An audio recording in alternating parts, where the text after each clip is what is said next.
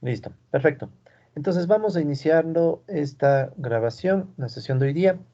En esta sesión vamos a concluir nuestra charla sobre imperialismo, ¿no? Recordarán que ya la sesión anterior empezamos a hablar sobre el imperialismo y algunas intuiciones que había dejado Marx sobre el imperialismo, a partir sobre todo de un artículo de Lucia Pradella, Imperialismo y Desarrollo Capitalista en el Capital de Marx, ¿no?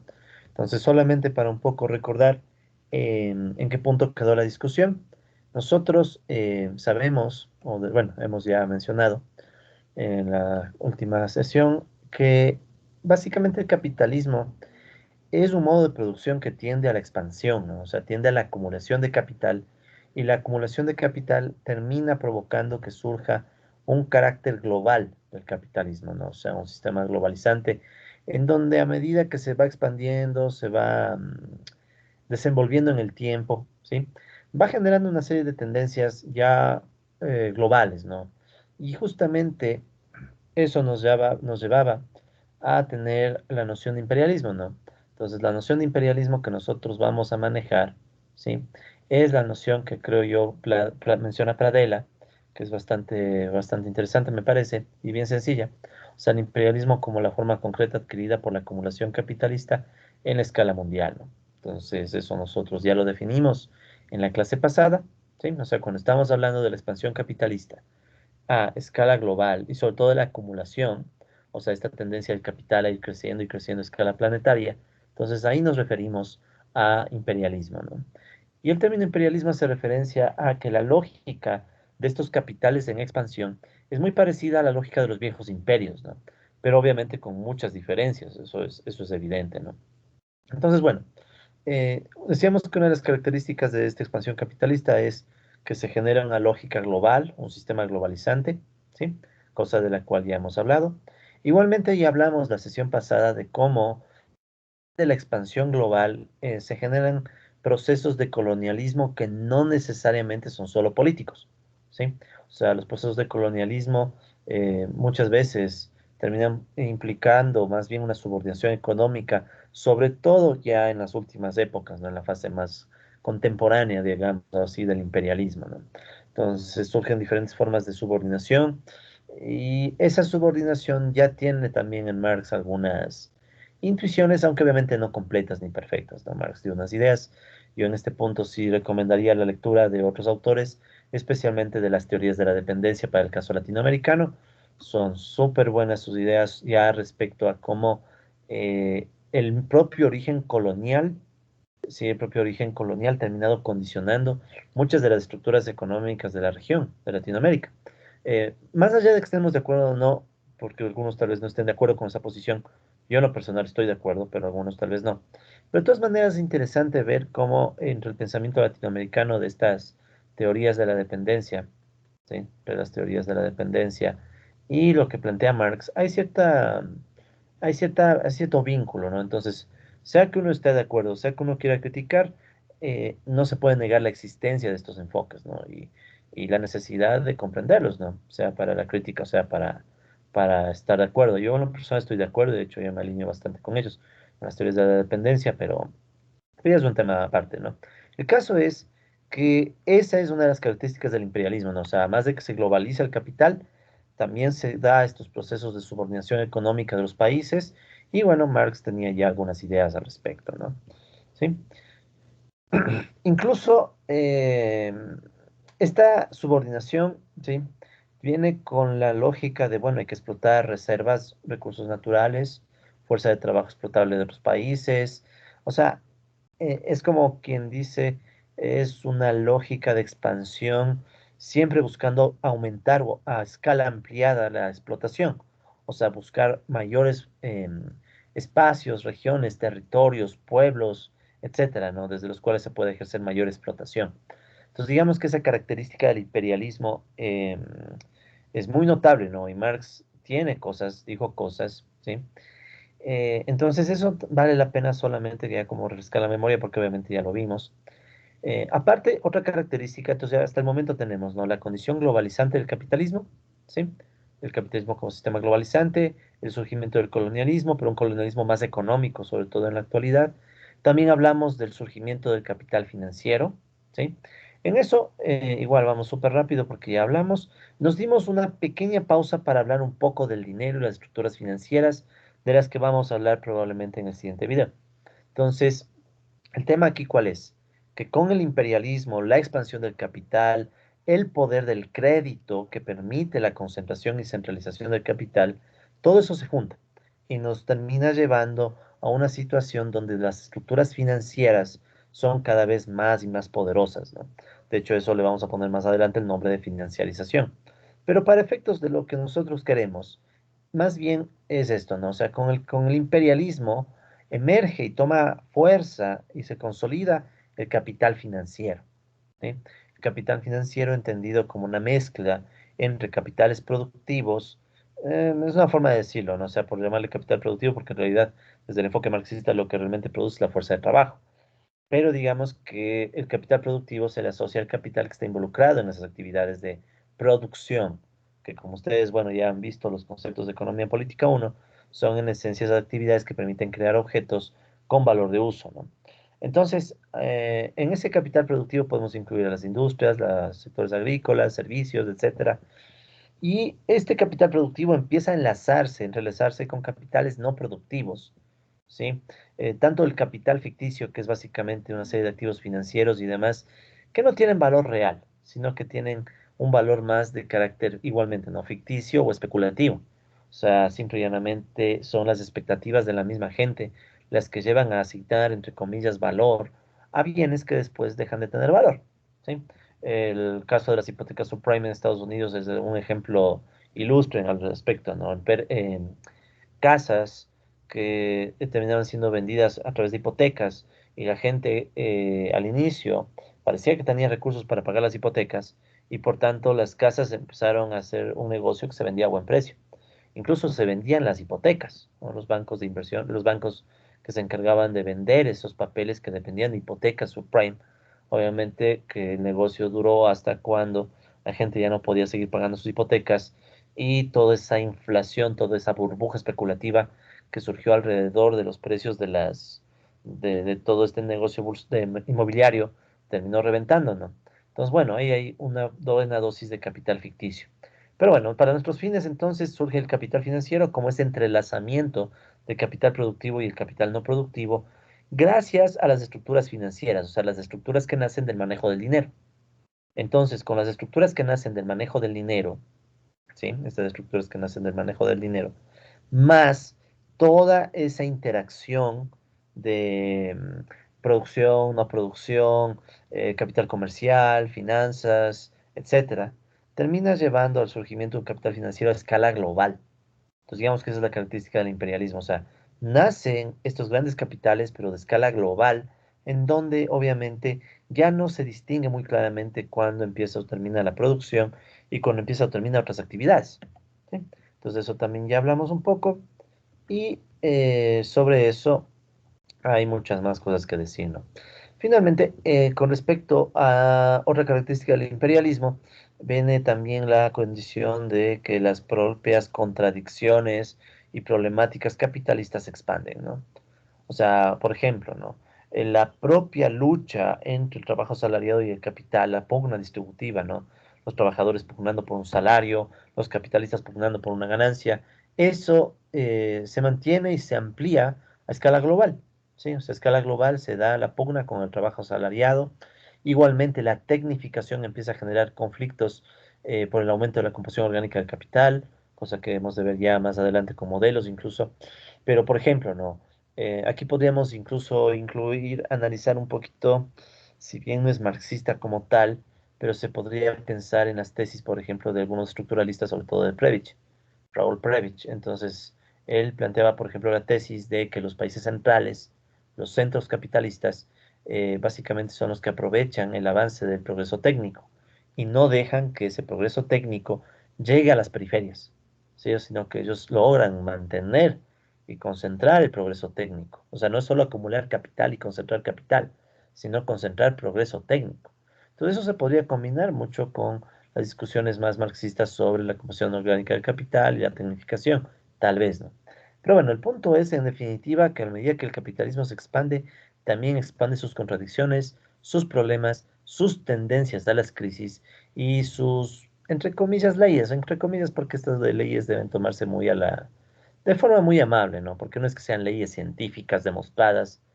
Marx no llegó a eso, mucha gente no ha llegado a eso y tal vez no llegue nunca, tal vez eh, algunas de las cosas que dijo Marx todavía necesitan pulirse más y lo que terminemos demostrando sean cosas más avanzadas. Pero bueno, una de esas es la llamada Ley General de la Cooperación Capitalista, en donde en esencia se habla del surgimiento del ejército laboral de reserva, desempleados y subempleados, si queremos simplificar, ¿no? Entonces, esa producción del ejército laboral de reserva se consolida a escala global también. Pues es como que el capitalismo se expande y va jalando todos sus problemas, contradicciones, ventajas también, por ejemplo, el avance técnico, pero incluso eso de manera desigual, ¿sí? Entonces, claro, se da la expansión capitalista, pero en ciertos países simplemente nunca vamos a ver, al menos bajo las condiciones actuales, ¿no? Que haya transferencia tecnológica de inmediato o que grandes centros de producción tecnológica vengan a los países del sur, pero no a los países empobrecidos, me refiero, pero no porque quieran venir a, ¿cómo les diré?, a implementar y a desarrollar tecnología aquí. Si es que vienen, muchas veces vienen en forma de maquila, o sea, vienen en forma de empresas maquiladoras que solamente quieren aprovechar la producción de la mano de obra barata, las materias primas, para luego volver a vender en sus mercados de origen. Eso pasa bastante en México. O sea, muchas empresas norteamericanas se pasan a México, contratan trabajadores mexicanos con salarios súper bajos y aparte consiguen insumos baratos y después vuelven a vender su producción en los mismos Estados Unidos. Entonces, como que tú eres una empresa norteamericana, o sea, perdón, estadounidense, que hace negocios en Estados Unidos, pero que contrata insumos y fuerza de trabajo en México. Típica cuestión de las maquiladoras. Entonces, bueno, esas son algunas de las características que ya mencionamos del imperialismo desde Marx, ¿sí? Desde Marx.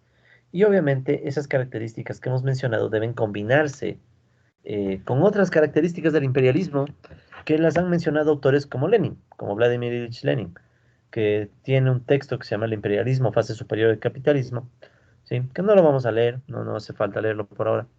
Pero lo que sí vale la pena notar en el aporte, por ejemplo, que hace Lenin, es cómo él intenta ordenar y sistematizar un poco ciertos temas, ¿no? Entonces él habla de algunas características adicionales del imperialismo, de las cuales ya vamos a hablar en la sesión de hoy día. Entonces estas características se podrían acoplar a las anteriores que mencionamos de Marx, como para quien dice tener una visión más completa de qué es el imperialismo y sobre todo qué es el imperialismo actual, ¿no? Y bueno, un último elemento que también vale la pena destacar es el rol que cumplen los estados, ¿no?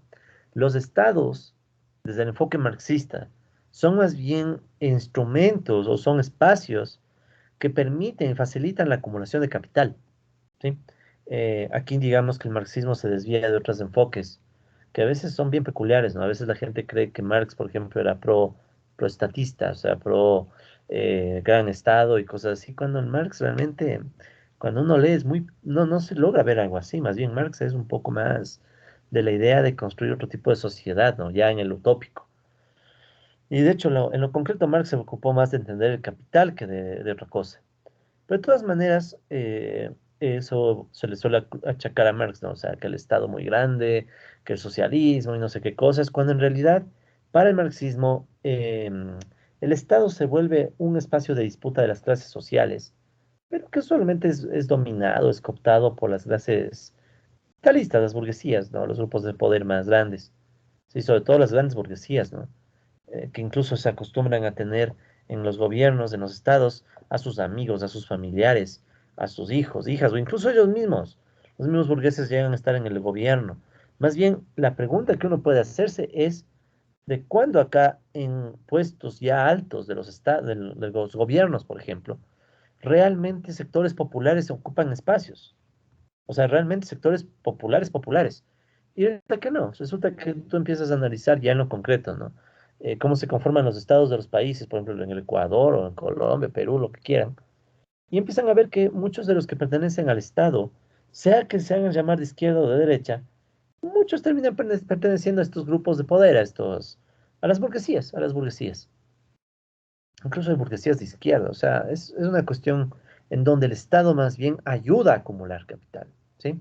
Entonces el Estado termina siendo una suerte de apoyo a la acumulación de capital, pero claro, de diferentes bandos, ¿no? Piensa, por ejemplo, como China, con todo su discurso comunista y lo demás. China es una empresa, es una empresa, es un país que en esencia tiene empresas más capitalistas que nadie, como Huawei. O el mismo gobierno chino tiene prácticas frente a sus periferias, por ejemplo, Latinoamérica, bien, bien jodidas. Ahí ha sido la pelea de Estados Unidos en esencia. Entonces, eso por un lado, ¿no? O sea, los estados son importantes para la acumulación, ayudan a ciertos grupos. Claro, cuando se maneja el estado por otros grupos de poder, el estado termina virándose hacia esos otros grupos. O sea, dependiendo de quién gane el poder político, dependiendo de quién tenga más peso económico, el estado se va a virar a favor de esos grupos. O sea, no, yo al menos tengo bien claro eso de que el estado en definitiva es el administrador de los negocios de la burguesía. Pero claro, hay diferentes burguesías, entonces el Estado se va cambiando dependiendo de cuál es la burguesía que en una época tiene más poder, ¿sí? Y la pandemia es claro ejemplo de ello. La pandemia ha demostrado que es más fácil dejar que la gente se muera en las calles o de hambre antes que tocarles a los grandes capitales mundiales. Y no se diga ecuatorianos, o sea, los grandes capitales aquí ni se toca. Entonces el Estado se puede ver así desde un enfoque marxista, ¿no? O sea, como otro espacio, otra herramienta para la acumulación de capital. Y de hecho el Estado mismo ayudó a la acumulación originaria. ¿Qué era la acumulación originaria? Esta explotación inicial que se dieron a las colonias por parte de Inglaterra, por parte de España, etcétera, sobre todo Inglaterra, España. ¿Quién promovió la colonización? ¿Quién puso los recursos? ¿Quién le ayudó a Colón a llegar a América? Los estados. O sea, los estados han ayudado a la colonización y después a la consolidación del capitalismo, ¿sí? A tal punto que, por ejemplo, Inglaterra dejó de llamar piratas a los piratas para llamarles corsarios. ¿En nombre de qué? En nombre de que estaban ayudando a la corona y a consolidar recursos, etcétera. Entonces, los estados tienen una relevancia clave en brindar las condiciones para que surja y avance el capitalismo. Entonces, obvio, cuando esto ya se vuelve global, ¿sí? Cuando ya se vuelve global la expansión y esta acumulación a través de los estados adquiere este nivel internacional, ¿sí? Entonces, ahí se puede notar que pueden haber disputas, ¿no? ¿Sí? Entonces ahí es cuando pueden surgir grandes potencias capitalistas que se disputan unas con otras el dominio, el poder, los mercados, los recursos naturales, la influencia, etcétera. ¿Sí? Entonces ahí uno más o menos entiende que dice, bueno, si el Estado es el que maneja los negocios de la burguesía y a la vez los estados siguen creciendo y las burguesías siguen creciendo, enfrentar unos estados con otros, ¿no? Que es lo que efectivamente está pasando, sobre todo en esta época entre Estados Unidos y China, ¿no? Con una China que sigue ascendiendo, ha dado mensajes claros de que va a seguir, y un Estados Unidos que tambalea, ¿no? O sea, que no es lo que era, ¿no? Entonces, bueno, esas rivalidades entre diferentes estados, ¿sí? También se pueden considerar que son otras características del imperialismo, pero recordando que no es que los estados se expanden porque quieren más influencia, porque sí, se expanden porque hay intereses políticos y económicos, sobre todo, que llevan a la expansión de los estados y ese conflicto ya de carácter más global, ¿no? Entonces, bueno, parte de eso es de lo que hablamos, parte de eso también es una pequeña ampliación de lo que habíamos mencionado, pero listo. Entonces, vamos ahora a continuar. Vamos a continuar ahora con algunas características del imperialismo, ¿sí? Algunas características adicionales, digamos, del imperialismo, ¿sí? O sea, vamos a hablar de las características típicas que se le suelen dar al imperialismo fuera de Marx, ¿ya? Fuera de Marx, porque Marx ya lo hemos analizado al menos con el artículo de Lucía Pradella, ¿no? Entonces, ahora qué vamos a ver? Vamos a analizar un poco estas características adicionales que podemos pensar para el imperialismo, tomando en consideración que el imperialismo, como les decía, no era esta expansión de la acumulación capitalista mundial y tiene varias consecuencias que no son comprensibles si no lo vemos en un entorno mundial, ¿sí? Entonces, ¿cuáles son algunas de esas características del imperialismo, no? Eh, Parte de esta sesión, parte de lo que vamos a ver hoy, pero parte nada más, se va a basar en el libro de Lenin, ¿no? El imperialismo, fase superior del capitalismo, pero no todo, porque no es un libro que me termina de convencer. Sí, yo ya le he leído algunas veces y sobre todo para sacar mis apuntes de clase le he leído sobre todo las últimas veces de forma sistemática y yo creo que Lenin tiene cosas a favor, pero también hay algunas cosas que son muy simples o hay algunas cosas que se pueden mejorar, ¿no? Pero bueno, ¿cuál es el punto? Vamos más bien a los puntos. Entonces, una de las obras, qué bárbaro, un segundo, no sé por qué dice una obras, ¿ya? Entonces, una obra, ¿ya? Una de las obras más populares del imperialismo, sobre el imperialismo, es la obra de Lenin, ¿no? Es esta obra, Imperialismo, fase superior del capitalismo, que escribe Lenin y publica en el año 17. Si no me equivoco, Lenin, durante la escritura del imperialismo, fase superior del capitalismo, ¿sí? Él se encontraba en, si no me equivoco, estaba en Suiza, estaba exiliado, alguna cuestión así, si no me equivoco, ¿no? Pero bueno, no me interesa mucho eso, ni tampoco me interesa que lean el libro, no, no van a leer el libro, que en otras épocas hubiera mandado a leer el libro, pero ahorita no, no, no vale la pena. Más bien, vamos a tomar a partir de Lenin algunos argumentos para construir o identificar características adicionales del imperialismo, ¿sí? Ahora, solamente una nota muy rápida, Lenin escribe el libro, ¿sí? Tomando como argumentos el trabajo de otros autores. O sea, como es costumbre, ¿no? Los buenos autores siempre toman a otros autores detrás para más o menos ir avanzando en el conocimiento. Por eso es que este curso está cargado de autores y artículos, ¿no? Pero bueno, en concreto, el libro del imperialismo de Lenin, ¿sí? Toma algunos argumentos de la obra de Rudolf Hilferding, que se llama El Capital Financiero, ¿sí? Entonces toma elementos de esa obra y también toma elementos planteados por Karl Kautsky durante el inicio de la Primera Guerra Mundial, ¿sí? De hecho, Kautsky llegaría a tener un conflicto con Lenin bastante fuerte y Lenin le respondía a través del imperialismo, fase superior del capitalismo, ¿no? Y todas estas disputas más o menos pongamos en el contexto de la Primera Guerra Mundial, ¿no? No puedo dar mucho más contexto que este, pero de todas maneras les invito a leer un artículo de Claudio Katz si desean conocer más detalles sobre estas cuestiones, ¿no? Del imperialismo en Lenin y el aporte, ¿no? Y cómo también Lenin a través de ese libro intentaba responder a algunos críticos, ¿no? Ok, entonces, aunque el texto de Lenin, como les digo, ha recibido mucha atención, ¿sí? Ha sido muy leído. Hay algunos autores que no están convencidos y bueno, entre esos estoy yo también, no les voy a mentir. Pero por ejemplo, Anthony Brewer es un autor que dicho sea de paso, Brewer está en nuestras lecturas como opcional, ¿no? Como opcional, ¿no? Un segundito, déjenme cerrar esto, ya. Eh, Está como lectura opcional, obviamente, pero está, ¿no? En la bibliografía, déjenme un ratito. A ver, denme un segundo, me quiero poner en nuestro material de clase.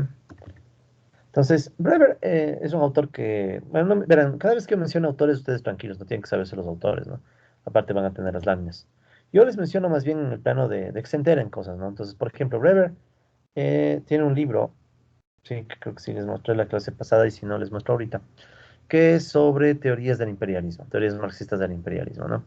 Yo originalmente quería armar la clase a partir de ese libro, pero era mucho, ya era demasiado. Pero, ¿cuál es el punto? El punto es que Brewer, a partir de una recopilación de teorías del marxismo, perdón, de teorías marxistas sobre el imperialismo, una reconstrucción crítica, no, no solo una recopilación y ya, una recopilación crítica, eh, Brewer termina planteando que el aporte de Lenin, o sea, si bien es cierto, hizo una reseña interesante, o sea, agrupó varias cosas que ya habían en esa época. Sin embargo, no veo un auténtico aporte breve, al menos dicen, no veo algo nuevo, ¿no? Lo que Lenin hace es una suerte de resumen de cosas que ya se decían en épocas anteriores. Y puede ser, ¿no? No soy experto en Lenin, y no les voy a mentir, yo tampoco tengo mucho interés en leer a Lenin, yo prefiero analizar al propio Marx, pero de todas maneras, digamos que hay cosas interesantes, ¿no? Hay algunas instituciones que vamos a tratar de rescatar, sin que por eso este curso sea marxismo-leninismo, cosas así, no, no. En general no estoy de acuerdo con muchas cosas de Lenin, pero digamos que asimismo hay cosas que pueden servirnos, ¿no? Entonces, ¿qué es lo que vamos a hacer? Nosotros vamos a coger el trabajo de Lenin, el imperialismo fase superior, vamos a darle una nueva interpretación un poco propia, o sea, de quienes habla, para tratar de ir identificando algunos patrones del imperialismo, ¿no? Adicionales, algunos otros complementarios a los que hemos visto, ¿no? O sea, la idea cuál es? Ganar una visión lo más completa posible sobre imperialismo, ¿no? Aprovechando el trabajo de Lenin. Entonces, sigamos. Entonces, algunas características del imperialismo desde el trabajo de Lenin, ¿sí? O sea, desde el trabajo de Lenin puede sugerirse algunas características como cuáles. Por un lado, ¿no? El carácter que va adquiriendo el capital financiero, ¿no? O sea, el aparecimiento del capital financiero, oh, disculpe, el aparecimiento del capital financiero es clave, ¿no? En la consolidación del imperialismo, ¿sí? De hecho, esos son los, entre comillas, imperios. No es del imperio norteamericano, no es del imperio ruso, el imperio chino, no.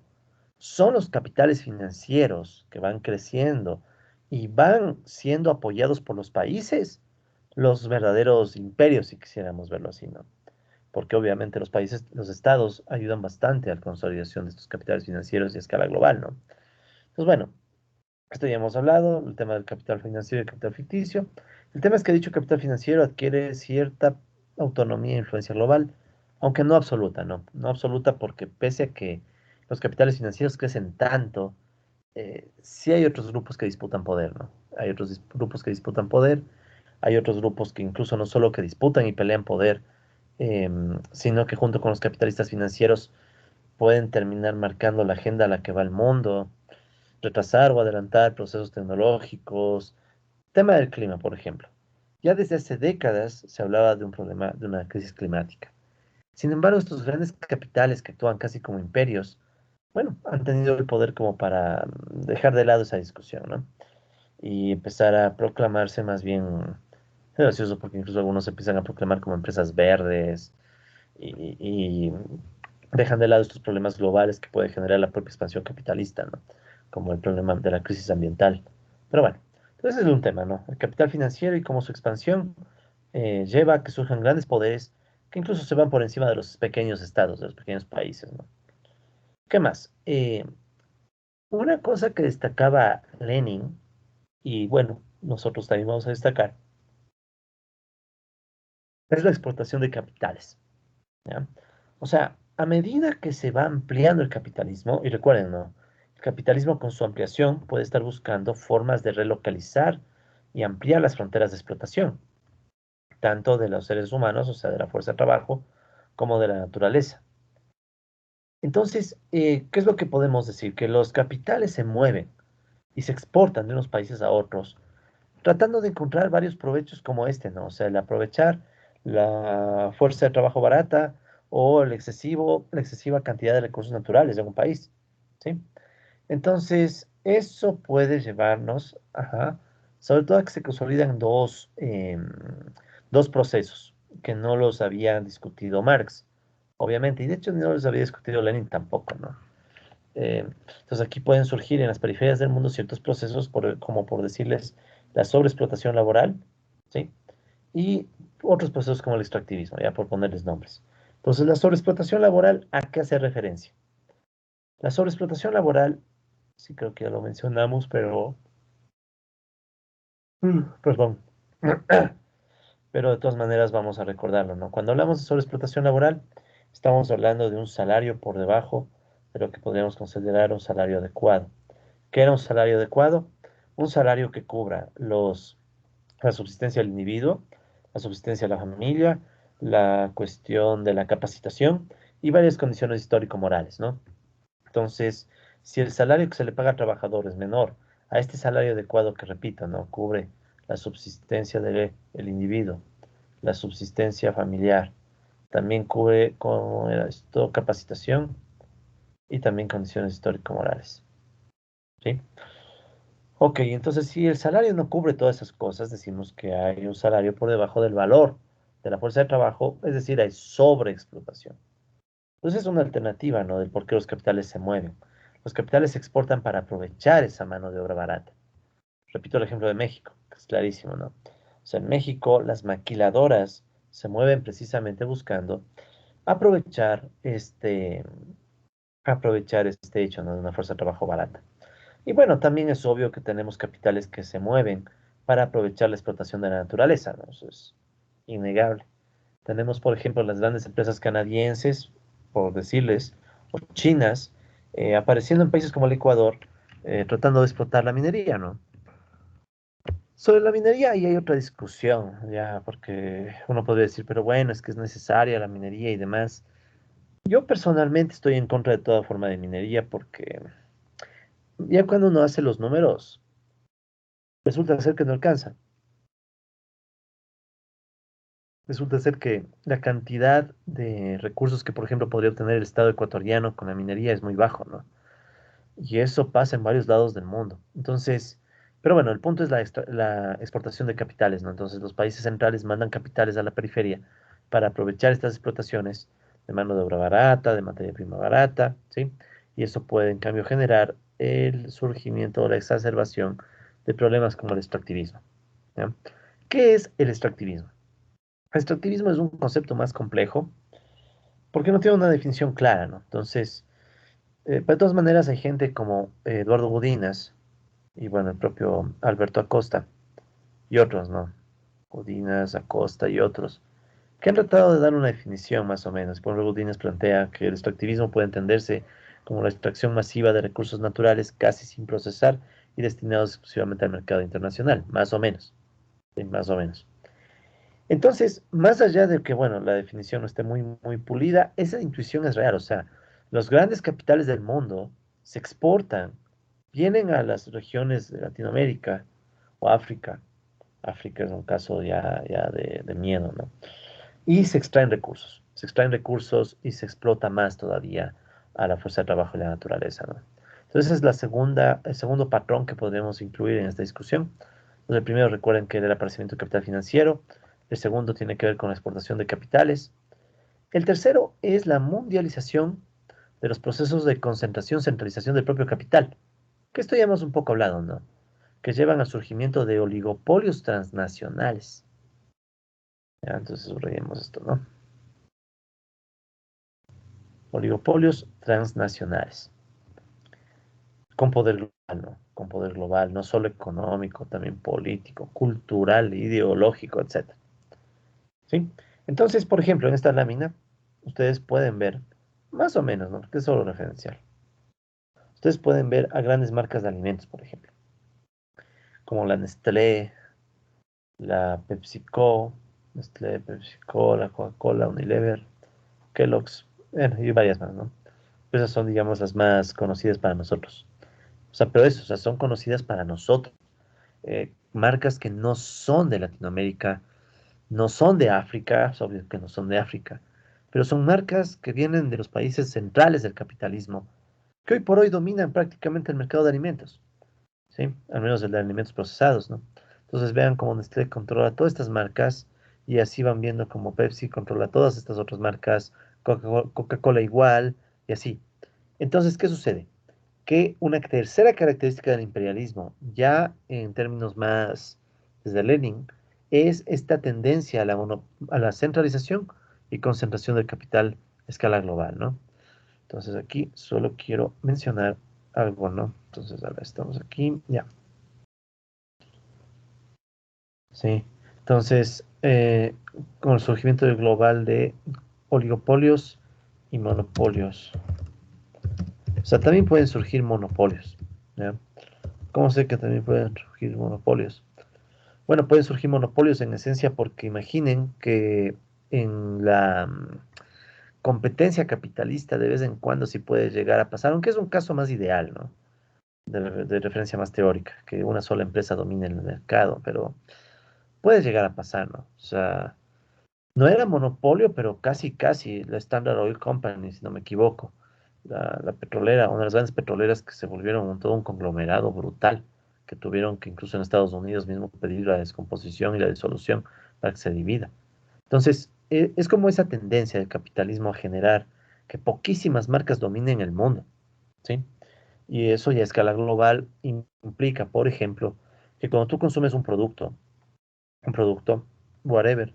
Resulta ser que ese producto, si tú haces las cadenas de análisis tarde o temprano, vas a ver que terminas llegando a una de estas grandes marcas, ¿sí? Me refiero obviamente a temas procesados, cosas así, porque obviamente hay productos elaborados, manufacturas ya sofisticadas, porque obviamente hay producción local de los países pobres, sobre todo, que obviamente esa no está monopolizada, ¿no? Pero no nos estamos centrando en esa, sino en la producción grande de los propios grupos de poder del mundo, ¿no? Piensen solo en esto, o sea, para más o menos hacernos una idea, ¿no? Piensen en esto. Tanto Pepsi como Coca-Cola, voy a proponer un ejemplo muy puntual, ¿no? Sí, muy claro. Tanto Pepsi como Coca-Cola se han disputado mercados de forma clarísima. Y uno puede ver como en ciertos mercados entra más fácilmente la Pepsi y en otros mercados entra más fácilmente la Coca-Cola. Entonces, incluso la publicidad y todo, pero ahí tenemos eso, ¿no? O sea, esa tendencia que sean poquísimas marcas, ¿sí? Las que permiten o llevan al proceso de surgimiento de oligopolios globales. Oligopolios que pueden definir por su propia cuenta precios y oligopolios que incluso pueden terminar llegando a acuerdos en ciertas épocas, ¿no? Ok, entonces esa sería otra característica del imperialismo. Entonces recuerden, ¿no? Teníamos el surgimiento del capital financiero, ¿sí? Esa era la primerita que nosotros habíamos destacado. Sí, a ver, no quiero hablar en el aire. Entonces recuerden, ¿no? Primero surgimiento del capital financiero, luego exportación de capitales, o sea, estos capitales que se mueven por el mundo para explotar varias posibilidades dependiendo de los países. Luego tenemos la concentración del capital a escala global, lo cual es evidente, ¿no? O sea, lo que estamos usando ahorita para esta clase. Estamos usando Microsoft Teams, una herencia de Microsoft. O sea, básicamente Microsoft, cuántos recursos y cuánto capital no estará concentrando gracias a este tipo de actividades. Obviamente que la universidad para poder usar Teams debió haber pagado, o se debió haber pagado a alguien algo. Entonces, ¿qué pasa? Que se va consolidando, ¿no? Cada vez más en cualquier tecnología, ya puedes imaginarte solo Microsoft. Y claro, vienen las otras alternativas, ¿no? Vienen las otras, pero son pocas, o sea, ya haciendo cuentas son pocas. ¿Y dónde están todas ubicadas? En el norte global, ¿sí? O sea, no vas a encontrar tal vez ensamblaje. O sea, esa es otra cosa, ¿no? Las maquilas, de nuevo. O sea, tú puedes encontrar que en el sur global, o sea, en los países empobrecidos, básicamente, ¿qué se pasa? Que llegan las empresas tecnológicas y ensamblan el producto en los países empobrecidos. Pensemos en un iPhone, ¿ya? Un iPhone, por ejemplo, es obviamente tecnológicamente la herencia de Apple, ¿no? Y de Steve Jobs y todo lo que quiera, Silicon Valley. Pero en la práctica es ensamblado en un país tipo Vietnam, tal vez China, tal vez Indonesia, tal vez Filipinas, o sea, en un país de sudeste asiático o de China, o en China mismo, donde se puede aprovechar mano de obra más barata, ¿sí? Entonces ahí podemos ver cómo ya se vuelve algo de carácter global, ¿no? Eh, Milton Friedman, quien no es que sea de mi grado en la política, pero fue un economista muy importante, nos guste o nos disguste, tiene el ejemplo del lápiz, ¿sí? Ojalá algún rato puedan ustedes ver en YouTube, los relatos que hace Milton Friedman de cómo surge el lápiz, por ejemplo. Entonces, claro, el surgimiento del propio lápiz requiere de la participación de muchas personas en el mundo. Algunos tuvieron que producir la goma para el borrador del lápiz, el grafito para poder escribir, otras la pintura con la que se le envuelve al lápiz, se le pinta alrededor, otro de haber producido la madera, ¿sí? Entonces, claro, todo el mundo ha participado de una u otra forma en la elaboración del producto. Ahora, claro, lo que Friedman nos dice es que tal vez el grafito, quién sabe si vino de la sobreexplotación de algún lugar, de algún recurso natural en algún país latinoamericano o africano. ¿Qué tal si igualmente el caucho viene, por ejemplo, de Brasil, de empresas o de cultivos que sobreexplotan mano de obra y cosas de ese estilo? La madera igual puede ser la destrucción de la producción maderera en el Amazonas. O sea, es esa expansión de la explotación capitalista mundial, ¿no? Que termina llevando a, y ahí viene el otro tema, entonces la otra característica, a que se dé incluso una división del mundo en zonas de influencia por parte de estos oligopolios. Ahí uno empieza a entender esta idea del imperialismo de forma más intuitiva. El imperialismo es como que nosotros estuviéramos en la época de los grandes imperios. El imperio romano, el imperio otomano, los persas, como tú quieras verlo, ¿no? Yéndonos más atrás, incluso los...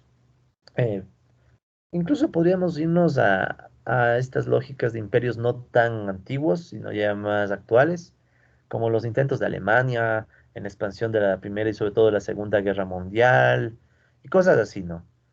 Tal vez ese se parece un poco más, porque de hecho Lenin, cuando critica el imperialismo, él hablaba de eso, o sea, él hablaba de las posibilidades de estas pugnas globales ya a escala de guerra, ¿no? Y de hecho, una persona que criticó muchísimo eso y vio que el imperialismo podía llevar a auténticas guerras, o sea, no solo guerras de marcas ni nada, sino que estas marcas y estos grupos económicos se vinculan a los países y en conjunto ya pueden llevar a intereses y luchas ya de tipo bélica, era, por ejemplo, Rosa Luxemburgo, ¿sí? O Rosa Luxemburg, depende de cómo le... Luxemburg, dejémoslo. Entonces, Rosa Luxemburg, por ejemplo, ella criticaba al imperialismo y decía que a partir de esta expansión mundial del capital y de todo lo que implica, claro, en su época, no estamos hablando de inicios del siglo XX, pero ella ya criticaba y decía que la expansión imperialista, las luchas de los imperios capitalistas, que no son los países, son los grupos económicos que empujan a los países, van a llevar a una guerra. Por andar diciendo esas cosas, la asesinaron. Entonces Rosa Luxemburgo fue asesinada por eso. Pero ¿cuál era el punto? El punto era que ella hablaba de que, por ejemplo, ¿por qué los trabajadores del mundo tienen que estar en peleas y luchas que tal vez no son suyas? Los trabajadores alemanes peleándose contra los trabajadores ingleses, contra los trabajadores franceses. ¿Por qué? Cuando la lucha era más bien de grandes intereses y grupos de poder. Claro que, por ejemplo, la Primera Guerra Mundial siempre tiene esa historia, ¿no? El asesinato del archiduque y tanta cosa, pero es más creíble la historia de que, por ejemplo, Alemania ya necesitaba consolidarse. Los grupos de poder, los grupos económicos alemanes necesitaban consolidar una nación y necesitaban reclamar sus propios espacios, por ejemplo, en África. O sea, Alemania, por ejemplo, llegó tarde al reparto de África. Ya África había estado retaseada entre Inglaterra, Portugal, Países Bajos, etcétera. Y entonces Alemania como que necesitaba consolidar sus colonias y también necesitaba recursos. Por eso es que, por ejemplo, la Primera Guerra Mundial muchas veces se le entiende también como la del carbón, por esa necesidad de energía y de recursos para la expansión capitalista, ¿sí? Pero bueno, eso en esa época. Entonces, en la época actual, obviamente que ya es más difícil pensar en en las disputas bélicas, aunque no imposible, ¿no? Porque realmente tenemos marcas que se dedican a a la guerra. En el caso, por ejemplo, de la invasión a Irak, que se dio en los años 2000, inicio de los 2000, por parte de Estados Unidos, después de que invaden Irak, que llegaron empresas privadas a encargarse de la seguridad del país, sobre todo los pozos petroleros. Entonces privatizaron la seguridad de los pozos petroleros a través de empresas privadas y grandes marcas privadas. Entonces, eso de la guerra todavía es, pero ya no a escala mundial, ¿no? O, o más o menos, ¿no? Pero bueno, entonces esa es la otra característica del imperialismo que podemos destacar y que Lenin también destaca, ¿no? O sea, la división del mundo en zonas de influencia para estos oligopolios que son como los nuevos imperios, ¿ya? Pero esta vez el imperio no es Roma, esta vez el imperio es Coca-Cola, esta vez el imperio es Microsoft, Apple, Facebook. ¿Dónde no está Facebook hoy por hoy? Tal vez no está en ciertas regiones de la Asia, por ahí en Rusia, pero hasta en esos lugares llega. Aunque tiene, por ejemplo, China tiene su propia red social, pero pese a eso, todavía llega ahí Facebook. Y lo mismo Rusia. Rusia tiene su propia red social que es más importante para ellos, pero Facebook igualmente llega a Rusia. Entonces, ¿qué sucede? Que estos son los nuevos imperios, ¿no? Es como que a veces a mí me gusta poner este ejemplo. Es como que imagínate que aquí están marchando los soldados, pero en vez de estar marchando llevando la bandera, el águila romana o la esvástica nazi, aquí están llevando Nike, por decirte, ¿no? O Nike, eso es Nike. Entonces van llevando Nike, o van llevando Adidas, o van llevando cualquiera de estas grandes marcas, ¿no? O la manzanita de Apple. Pero es así, o sea, es una expansión global de estos grupos económicos que Marx ya un poco lo vio. Recuerden que hablamos del colonialismo cuando Marx habla de la subordinación económica de los países. Pero claro, ahora ya es global, ¿no? Incluso esta división del mundo en regiones, en bloques, ¿sí? Puede llevar a ampliar, por ejemplo, los recursos, los medios de producción, o sea, recursos naturales, por ejemplo. También pueden ayudar a ampliar mercados y ampliar sobre todo la consolidación de un poder hegemónico. Y esto es tenaz, o sea, ya la disputa no es solo de recursos naturales, no es una disputa solo de materias primas, es también una disputa hasta del manejo del poder mundial, de quienes toman decisiones sobre lo que pasa en el mundo, ¿sí? China, por ejemplo, hace apenas unos días, eh, Xi Jinping, que es el secretario del Partido Comunista Chino, él planteaba eso, de que China va a intervenir para poner orden en el mundo, o sea, China ya no le van a pisotear ni le van a tratar como quieran, o sea, lo dijo Xi Jinping hace apenas unos días. O sea, siendo ahorita, por cierto, 6 de julio, ¿no? De 2021, primer año de la pandemia. Entonces, China, por ejemplo, ya empieza a disputar poder, o sea, poder global. Eh, Donald Trump, el expresidente norteamericano, empezó la disputa con China, no porque sí, o sea, muchas cosas de las que decía Trump, que bueno, un tipo, una barbaridad, una imbecilidad de tipo, pero pese a ello, muchas cosas eran reales, o sea, China realmente estaba desplazando a Estados Unidos en lo comercial, por ejemplo. Ahí vino la guerra comercial con China. El tema del coronavirus, sin decir, eso hay que ser claro, sin decir que China sea el causante a propósito del virus, porque eso no está claro, no se ha llegado a concluir, pero algo es cierto, o sea, China influye tanto en el mundo que algo que pasa en China termina afectando a todos. Y no es la primera vez, o sea, no es que con el SARS-CoV-2 ya nos pasó. Esto ya pasó con la gripe aviar, por ejemplo. Y algunas situaciones que han sucedido en China que se han extendido por el mundo. Y obviamente China ya desde hace años es, por ejemplo, la manufactura del mundo. China ya desde hace algunos años está peleándole el primer lugar a Estados Unidos en comercio. Y así, o sea, China y en general los países que emergen gracias a esta disputa del mundo y esta centralización y concentración del capital pelean poder y se disputan poder. Bueno, si no me equivoco, creo que Susan Strange, Strange, si no me equivoco, ella tiene un concepto que se llama poder estructural. Esto se sabe estudiar más en relaciones internacionales. Pero es un concepto interesante porque ella dice, el poder estructural es básicamente ese poder de modificar las estructuras de la economía política global. ¿Sí? Ella habla de algunas estructuras, pero podemos pensarle en ese sentido, ¿no? O sea, ese tal vez es el concepto más apto para este tipo de poder. Es un poder estructural en donde unas naciones se imponen a otras o están en esa disputa o por lo menos pelean espacios, ¿no? O sea, por lo menos exigen que se les tome en cuenta. China exigiendo que se le tome en cuenta en el Consejo de Seguridad de Naciones Unidas.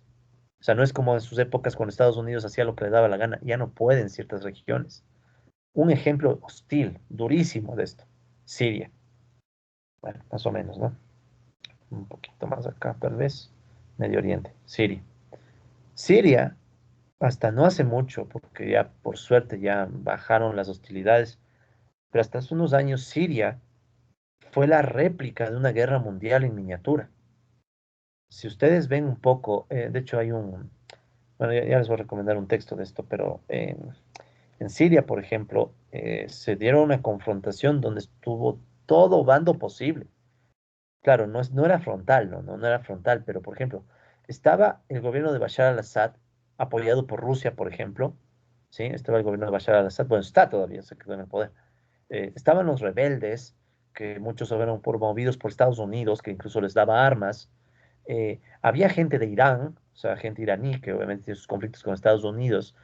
Surgió ese bloque llamado el Estado Islámico, no sé si se acuerdan, que era un bloque que se expandió al inicio, algunos dicen, claro, pruebas totales no va a haber de estas cosas, pero algunos dicen que con apoyo de Estados Unidos, pero luego se ganó autonomía, ganó tanta autonomía que después los mismos Estados Unidos tuvieron que enfrentar al Estado Islámico. Entonces, todos esos grupos y fuerzas de poder e intereses, o sea, todos esos grupos que nacen de luchas imperialistas, porque son grupos económicos, políticos, o sea, no es que Estados Unidos pelea porque es Estados Unidos y busca la democracia. Ya ese cuento nadie se cree. Todos sabemos que Estados Unidos se mueve por recursos naturales, pero ¿y de qué le sirven los recursos naturales a Estados Unidos? Son a las empresas, son a los capitales, a los bloques, grupos económicos. Entonces, todos ellos peleando en Siria. Entonces, Siria se volvió el claro ejemplo de lo que sería una guerra mundial en miniatura. ¿Sí? En miniatura me refiero por el tamaño del Estado, no. La hostilidad fue brutal, o sea, fue el infierno. Algunos creíamos que el infierno iba a ser Irak, por ejemplo, en los años 2000, pero no. Siria realmente rebasó lo que fue Irak o Afganistán, porque en Siria, a diferencia de otros lados, no se les dejó avanzar a Estados Unidos. ¿Por qué? Porque el problema es que por Siria pasan gasoductos rusos. Entonces Rusia tenía intereses estratégicos en Siria y por eso es que Bashar al-Assad, el presidente sirio, recibía apoyo directo de Rusia. Entonces, en Siria pasaron barbaridades. O sea, esto de las disputas imperialistas, ya viéndolo así, ¿no? No viéndolo como el imperialismo yanqui, no, sino ya bloques de poder mundiales, grupos económicos mundiales que en ciertas regiones del mundo se pelean literalmente a punte de bala, de armas y de fuego. ¿Sí? Eso se pudo ver en Siria y Siria creo que fue el más claro ejemplo de hasta dónde pueden llegar las guerras imperialistas, ¿sí? En ese tema, colegas, hay un texto que les recomiendo, ¿sí? Perdón que hago una mini...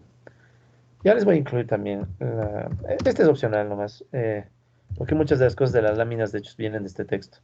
Las guerras imperialistas, las guerras imperialistas. Uno, esto es de un tal Cajas y Jarro. Entonces, ¿dónde estará ese texto? ¿Dónde le puse? A ver, Ecuador Today creo que estaba. Denme un segundito. Entonces, claro, hace unos años, digamos que con motivos de... Aquí está. Entonces, con motivos de estos temas, bueno, ahí escribí un texto pequeñito, pero este es más para... No es un gran texto, no es un texto pequeñito, más bien para un poco ilustrar la situación. De que las guerras imperialistas del siglo XXI todavía son guerras, o sea, son guerras, o sea, lo que pasaba en Siria, lo que pasa en muchos lugares de Medio Oriente, ¿no? Lo que sucede en muchos lugares de Medio Oriente también, eh, lo que pasó en Irak, lo que pasa en Palestina. O sea, los intereses que están ahí económicos, políticos y demás, no son solo las guerras o conflictos entre unos árabes locos y otras cosas, no, o sea, son conflictos con mucho interés. O sea, ahorita, por ejemplo, Medio Oriente es donde yo diría, donde más se concentra la lucha imperialista actualmente. Aunque también hay otras regiones del mundo que son complicadas y conflictivas, ¿no? Pero Medio Oriente creo que es el más claro ejemplo de eso, ¿no? Entonces, esta lecturita ya les voy a poner para que la revisen, ¿sí? Esto es más un poco ya una discusión más concreta, ¿no? O sea, cómo se ven estas guerras imperialistas entre China, Estados Unidos, Siria, Rusia. Rusia también es otro bloque imperialista, ¿sí? A ver, les voy a poner por aquí, ya después, voy a poner un enlace por aquí, después les arreglo, ¿ya? Para no olvidarme, colegas, disculpen. Entonces, esa cuestión de las guerras imperialistas, ¿sí? Eh, es propia de esta época, ¿no? Mm, pero claro, repito, no es como las viejas, las clásicas guerras mundiales, ¿no? Al menos no por ahora. Yo he escuchado gente que a veces sí le gusta especular y dice, ¿no será que con China tendremos una guerra mundial con Estados Unidos? Yo personalmente creo que no. Yo creo que esto va a evolucionar más. Verán, a China hay que estudiarle más. Yo creo que China es lo que en su momento fue para Marx Inglaterra, la nación con el capitalismo más avanzado. Entonces, China yo creo que de aquí a muy pocos años va a ser la nación capitalista más avanzada del mundo, una nación donde todos los patrones que hemos dicho se van a combinar. O sea, China va a ser una cosa bien peculiar porque va a tener los estados, el estado capitalista, pero disfrazado de comunista. O sea, es como el arma perfecta, ¿no? O sea, es como que China va a tener a un estado súper poderoso, ¿sí? El estado chino es poderosísimo, pero ese estado chino combinado con empresas transnacionales chinas igualmente poderosísimas. O sea, con capitales chinos poderosísimos, capitales chinos, que están súper metidos, por ejemplo, en África, buscando recursos, que se han metido en Latinoamérica, incluso buscando recursos también y dando créditos, y que ahorita se está peleando con Estados Unidos, incluso la 5G, por ejemplo, el acceso al 5G, al punto que Estados Unidos le ha ofrecido a Ecuador, verás, Ecuador, yo te voy a prestar plata para que tú le pagues a China, pero a cambio no dejas que China entre con el 5G. O sea, es unas disputas tenaces en términos imperialistas, ¿no? Esa es otra característica de esta época. ¿Qué otra característica hay? Si bien es cierto, los capitales financieros, los grupos que hemos mencionado y todos se disputan en el mundo y se vuelven poderes globales, todavía las crisis financieras están ahí, ¿sí? O sea, las características que hemos mencionado podemos, hasta las donde les mencioné, son, digamos, las características más propias de lo que menciona Lenin, ¿sí? Hasta lo que hemos mencionado. Pero ahora yo les voy a incluir otras que vienen ya un poco más de mi propia interpretación, ¿no? Que son del articulito ese que les mencioné, ¿no? Ese de las guerras imperialistas que escribí hace unos añitos. Artículo chiquito nomás. Pero hay algunas interpretaciones adicionales que vale incluir. De, bueno, ¿qué le caracteriza al imperialismo hoy? Ya más actuales, ¿no? Porque claro, lo que les mencioné venía ya desde la época de la Primera Guerra Mundial, la Segunda Guerra Mundial, que obviamente hasta ahora existen. Pero hay características que hoy el imperialismo también muestra, ya más de hoy, más actuales, que podríamos decir que sí, o sea, son características que se vuelven cada vez más evidentes. Entonces, el desarrollo contemporáneo del capitalismo internacional, ¿qué nos ha llevado hoy? Entonces, por ejemplo, ¿no? La especulación financiera, las ganancias y la especulación financiera y cómo la especulación se está combinando con la acumulación de capital productivo.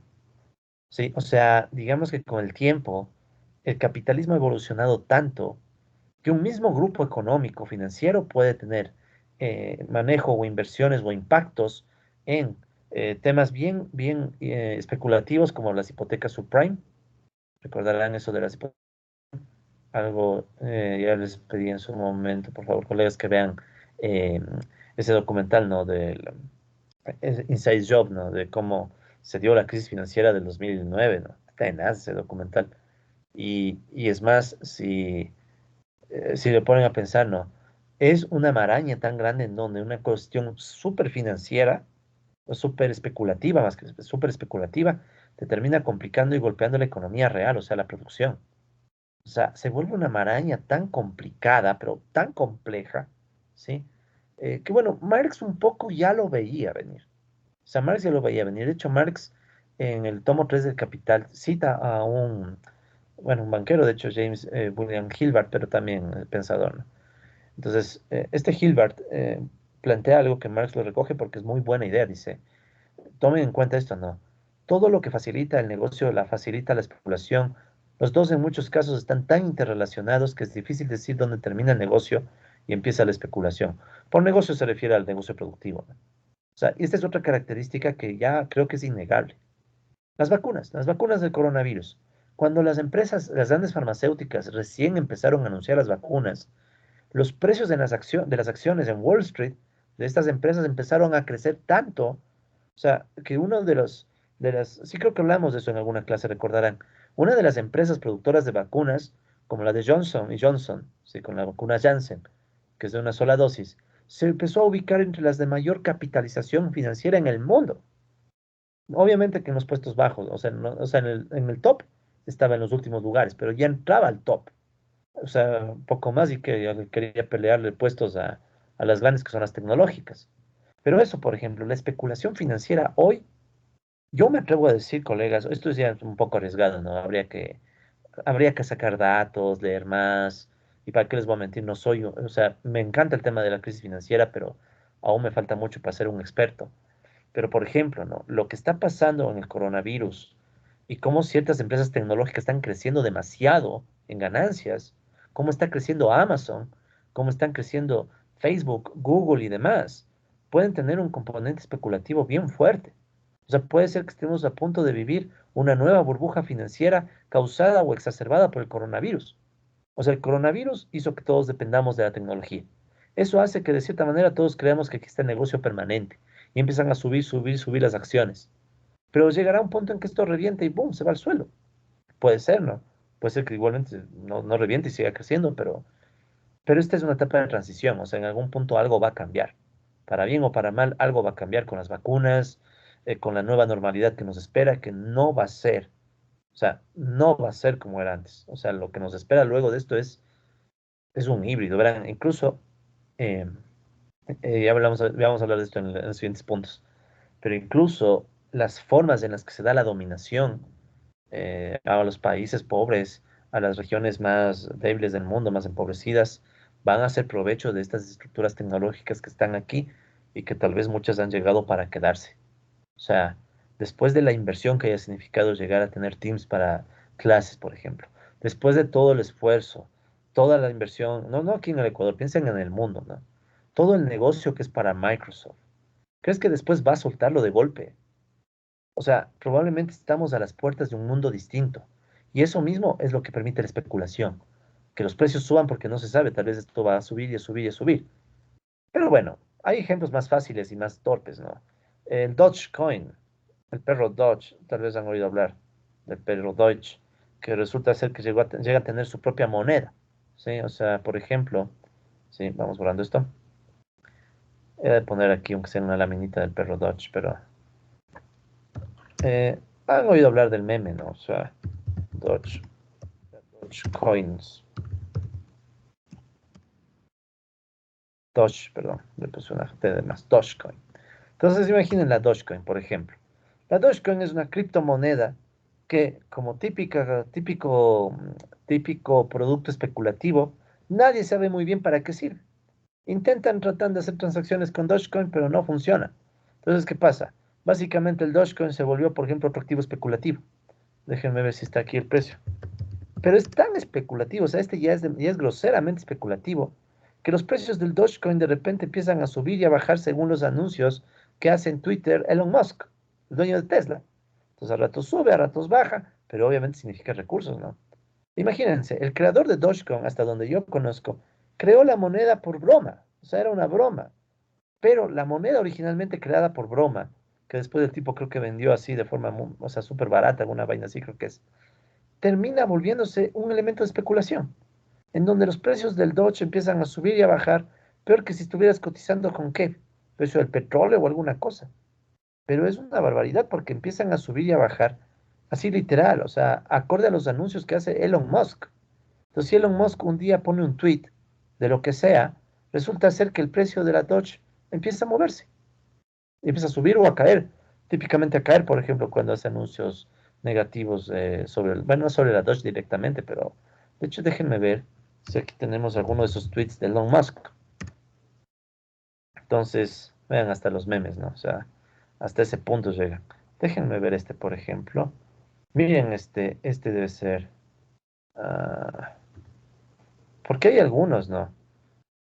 Miren este artículo, ¿no? Que, bueno, ustedes pueden encontrar en internet, ¿no? Este es un tema de. Ya está un poquito pasado de moda, pero todavía sigue algo de vigente, ¿no? O sea, por ejemplo, aquí tienen el efecto causal de los tweets de Elon Musk en el precio de Dogecoin, lo cual hasta, ¿qué les diré? Hasta hace unos años era absurdo, pero ahora resulta ser que los poderes financieros, ¿sí? Ah, y el Baby Doge. Habrá ahora Baby Doge, no puedo creer. No sé. Entonces, vean esto, ¿no?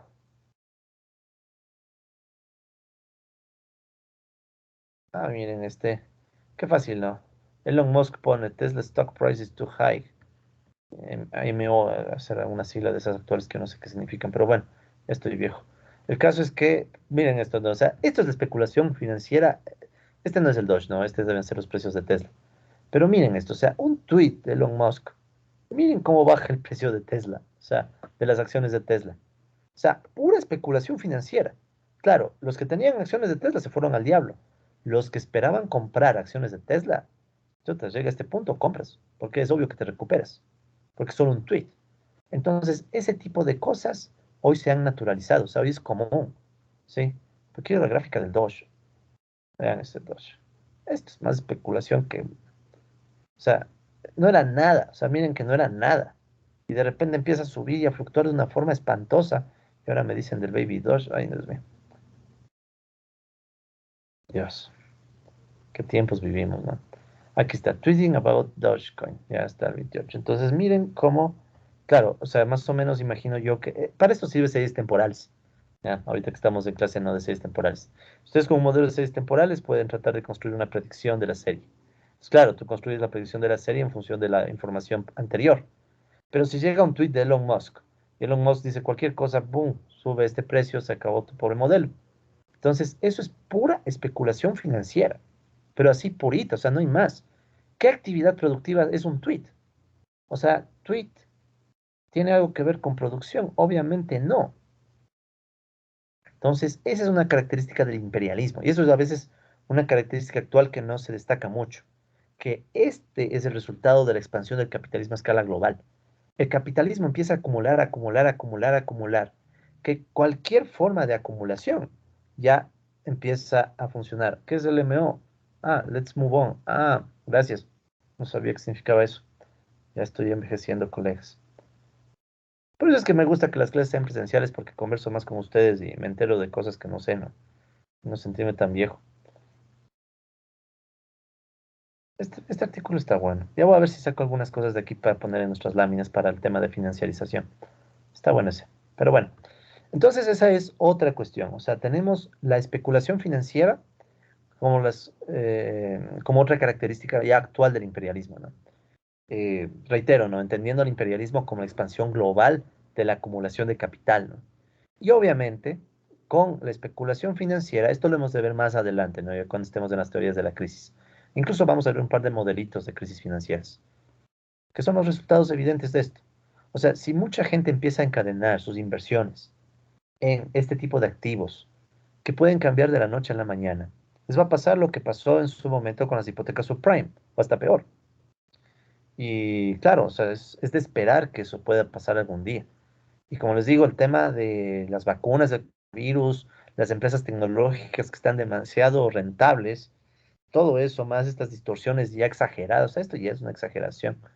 O sea, los multimillonarios del mundo tienen el lujo de jugar con la riqueza del mundo en un momento de pandemia donde ya creo que sobrepasamos los 4 millones de muertos oficiales y con una variante o sea, terminó pasando lo que todos sabían que iba a pasar tarde o temprano, con una variante del coronavirus Delta que está por ahí rondando y una Delta Plus, en donde cada vez es más común que los familiares de nosotros o conocidos estén enfermos.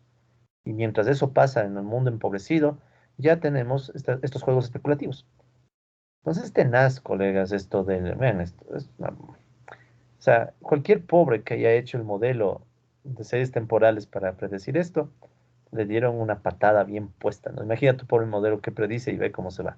Entonces, claro, ustedes no van a poder hacer esto, pero por lo menos quiero que hagan esto otro, ¿no? O sea, la predicción y el intervalo. Eso al menos quiero que aprendan en mi otro curso de series temporales. Pero esto ya no se puede, o sea, esto ya es intolerable, ya. Eso ya es mera especulación. ¿Qué más? ¿Qué otras características hay del imperialismo actual? Del actual, ¿no? Ya estamos hablando de estos tiempos. Se incorpora todo lo anterior, ¿no? O sea, teníamos, recuerden, las viejas características que dijo Marx. Capitalismo es globalizante. El capitalismo genera colonialismo y subordinación económica. El capitalismo provoca que al ser mundial las contradicciones mundiales se jalen. El capitalismo también genera una explotación global. O sea, todo eso, ¿no? Se combinan a las que hablamos antes con Lenin, exportación de capitales, surgimiento del capital financiero, reparto del mundo, grandes oligopolios y lo que estamos diciendo ahorita, ¿no? Entonces, ¿qué más surge ahorita? Hay otras características que igualmente yo me atrevo a incluir, como por ejemplo esto, la entrada tanto en la banca y en el sistema financiero internacional de recursos nacidos desde algo que se puede llamar lumpen acumulación. ¿Qué es esto de lumpen acumulación? O sea, es una acumulación lumpen, una acumulación baja, criminal, o sea, ya de los subsuelos, como por ejemplo el narcotráfico. O sea, hoy por hoy es innegable que el narcotráfico o la trata de personas, la venta de armas y todos estos mecanismos violentos ya son parte del sistema. A mí me llama la atención cuando, por ejemplo, hay gente que es pro capitalismo, tienen su derecho, no está mal. Ya saben que yo soy anticapitalista, o sea, si por mí fuera el capitalismo se acaba mañana mismo, ¿ya? Y empezando por el Dogecoin. Pero el cartel, los carteles de la droga, que de hecho el nombre cartel no es droga, o sea, el cartel es una forma de organización de empresas, pero ahora se ha vuelto el cartel de la droga lo más común. ¿Qué buscan los carteles de la droga? Buscan recursos, buscan acumular. Es otro negocio capitalista. Es otro negocio capitalista tal como muchos otros. Claro, es un negocio capitalista que hoy se le ve como ilegal y todo, pero cada vez está más extendido. Si esto fuera, piénsenlo así, si el narcotráfico no fuera parte del sistema, no duraría tanto ni generaría tantas complicaciones. El problema es que es muy funcional, porque ¿qué pasa? Vamos aquí a estos mapas mundiales que ya vamos a ver qué más son estos. Pero pensemos por un momento en dónde operan los carteles, dónde sacan la droga. Digamos, sacas bastante de Colombia, estás empezando a sacar bastante, y bueno, ya no es solo país de paso, sino también de disputa, ¿no? Ecuador, sacas de Brasil, sacas de Afganistán y del Medio Oriente, etcétera. Pero ¿a dónde va la plata? ¿A dónde va todo el recurso? ¿Y dónde va la propia droga? Resulta ser que esos recursos terminan en el sistema financiero internacional. Yo recuerdo cuando tuve la oportunidad de tener un debate sobre estos temas ya son años, ¿no? Sí, fue justo un poco antes de que empiece la pandemia, en el fines del 2019, y tuve un debate sobre estos temas en el teatro universitario. Ni quiero acordarme con quién, pero el punto es que en ese debate se discutía justo esto, ¿no? ¿Hacia dónde nos está llevando el capitalismo? Nos está llevando a esto, o sea, esto es capitalismo. Alguien me va a decir que los carteles de la droga son socialistas. Y es gracioso porque verán, los carteles de la droga tienen un discurso, algunos socialistas, literal. Yo recuerdo alguna vez haber escuchado, creo decir, ¿cuál seguía? De cartel de Cali, no me acuerdo. que decían, bueno, ¿saben qué? Nosotros llevamos la droga a Estados Unidos para joderles a los gringos, que se les pudra la cabeza y les quitamos recursos. Claro, bien acomodaticio el discurso, ¿no? Pero el punto es, más allá de eso, porque obviamente este es un tema muy complejo, porque claro, también es fácil coger y echarle la culpa a todos los carteles, cosa que no es verdad tampoco. O sea, es un tema complejo, es hacia dónde está yendo el sistema capitalista. El cartel, la trata de personas, la venta de armas, por ejemplo. La venta de armas es desde empresas formales, empresas constituidas que cotizan en la bolsa de valores. Pero claro, o sea, venta de armas y lucrar de la venta de armas significa que estás esperando que alguien se mate. Entonces, el capitalismo sigue expandiéndose y sigue acumulando sin importar el negocio. Porque recuerden, vamos a hacer un esquemita que se han de acordar: dinero, mercancía, medios de producción, fuerza de trabajo, producción, mercancía prima, dinero prima. ¿Qué le importa al capitalista, a los grandes capitalistas? ¿Lo que producen? O sea, el valor de uso, o les preocupa el dinero que representa valor en su estado puro, valor. Obviamente es el valor lo que importa, no importa en qué. O sea, si tú logras hacer que tu dinero final sea mayor al inicial, está hecho. No, pero profe, es que puede haber reglas, normas, hay leyes y todo. Sí, cómo no. O sea, claro, hay leyes, hay normas para los países centrales. Pero mientras los países centrales se defienden de esas cosas que son en los... Ya está en los países centrales, Estados Unidos y demás, ya están metidos los carteles. O sea, ahí también hay disputas. Pero claro, ¿dónde hay más? En la periferia, porque en la periferia se puede dejar que el negocio siga. Tantas bases militares en Colombia, ¿por qué no termina el narcotráfico en Colombia? Después de que Estados Unidos invade Afganistán, principal productor de la amapola para la heroína, no paró la producción de heroína, incluso aumentó. Entonces, ¿qué sucede? Que estas formas de acumulación también son parte del sistema, a tal punto que en su momento el presidente de la Bolsa de Valores de Nueva York se reunió con, si no me equivoco, Tiro Fijo en Colombia, ex jefe de las FARC, o sea, un jefe de las FARC reunido con alguien de Wall Street, ¿para hablar de qué? Según ellos, de las bondades del capitalismo, ¿sí? De hecho, déjenme ver si tengo, yo todavía creo que tengo, eh, denme un segundito, academia, academia, ya. Eh, yo todavía tengo las láminas de esa conferencia, de ese debate que fue en el 2019, o sea, cómo pasan los años. No sé si tal vez alguno, ya han pasado los años, no sé si tal vez alguno de ustedes tuvo la oportunidad de estar ahí o yo hablar sobre esto, no sé. De hecho, es el último, es mi última lámina que pude actualizar antes de perder todos mis archivos. Han sido años duros, colegas, si les contara algunas cosas. Duros en lo académico, no, en lo personal. Es otra cosa lo personal. Pero en lo académico han sido años un poco duros. Entonces yo me acuerdo, aquí solo hay una que quiero mostrarles, una laminita, esta, vean. Entonces miren cómo dice, ¿no? Ahí está clarito, ¿no? Wall Street invierte en la guerrilla. Entonces, claro, cuando te hablan del capitalismo, y claro, te hablan de las bondades del capitalismo, te hablan de cómo el capitalismo puede llevar bienestar a la gente, no te dicen que, bueno, te resulta ser que el capitalismo también le interesaba invertir en la guerrilla de las FARC. Este es un artículo de junio de 1999 en El País, en donde es clarísimo. O sea, el presidente de la Bolsa de Nueva York reunido con líderes de las FARC. ¿Sí? Richard Grasso, ¿sí? En ese entonces presidente de la Bolsa de Nueva York, ¿sí? Con Raúl Reyes se reunió. Raúl Reyes y Marulanda, ¿sí? Marulanda y Raúl Reyes de las FARC. ¿Para qué se reúnen?